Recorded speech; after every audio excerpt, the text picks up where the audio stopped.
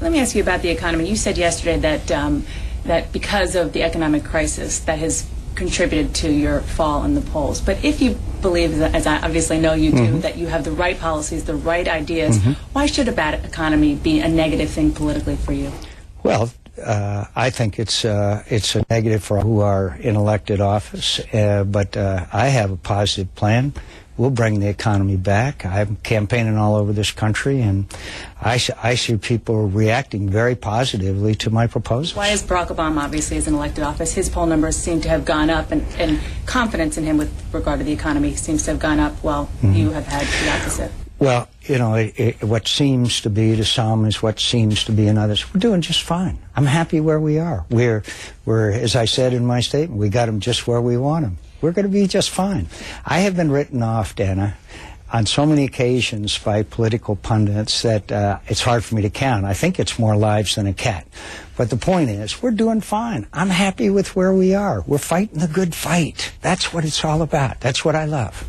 I want to ask you about Jeremiah Wright. You have made it very clear in your advertisements and even on the stump that you believe associations with regard to Barack Obama are fair game, and you've been specifically talking, though, about William Ayers. Many Republicans, I'm sure you've heard this, have said to me and to others, why is William Ayers fair game and Jeremiah Wright, who has a much more clear established relationship with Barack Obama, in your view, is off the table?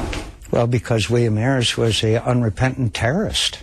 I mean, he's a person who on 9/11 said that he wanted to set off more bombs. I mean, this is a very big question, I think, that people have to ask. And clearly, Senator Obama said he was, quote, a guy in the neighborhood. Why not Wright? Because Mr. Ayers is a unrepentant terrorist. And that's a unique individual in American history, a person who still wants to destroy America, he and his wife, who both want to still destroy America. That's an unusual breed of cat. And so, and the fact is that Senator Obama was not truthful in telling the American people about his relationship. Very frankly, Dan, I don't give a damn about an old unrepentant terrorist, but what I do care is telling the truth to the American people. Senator Obama didn't tell the truth to the American people when he signed a piece of paper back when he was a dark horse. It said he would take public financing if I did. That's his signature on a piece of paper.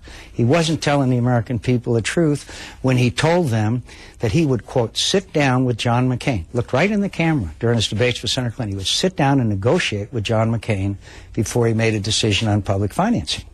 Now, whether it's a coincidence or not, since I know you've heard this during your rallies, since you had been talking about Ayers, and your running mate has also, we've heard people in the crowd screaming things like terrorist, traitor, when you talked about Senator Obama, and worse.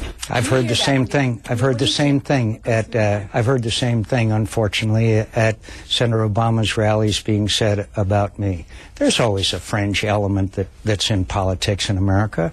The overwhelming majority of the people that come to my rallies are good and decent and patriotic Americans. And if they're worried about this country's future, that's correct. But to somehow intimate that of the thousands of people, 17,000 people were just with us in Virginia, and to somehow intimate that that the overwhelming majority of those people, with rare exception, are somehow not good Americans or motivated by anything but the most patriotic motives, is insulting.